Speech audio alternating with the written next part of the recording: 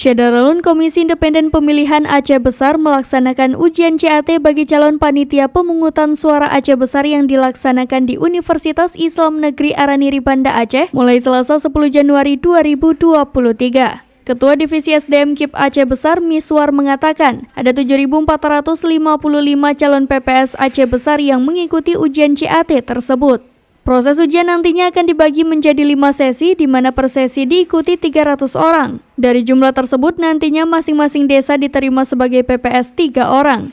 Pelaksanaan CAT PPS itu dilaksanakan mulai tanggal 10 sampai 14 Januari 2023. Kepada para calon PPS, ia berharap untuk tidak bergantung pada calo, sebab ujian CAT itu murni untuk menilai kemampuan para calon PPS. Daftar yang lulus administrasi nih.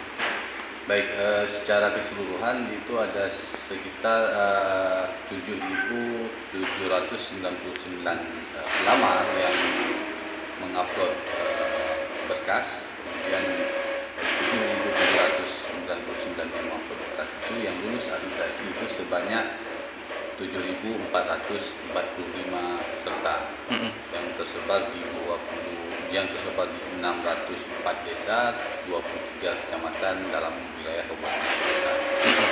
Nah, untuk pelaksanaan ujian CAT ini sendiri ya, dibagi berapa sesi dan disebar di berapa lokasi di kampus UIN?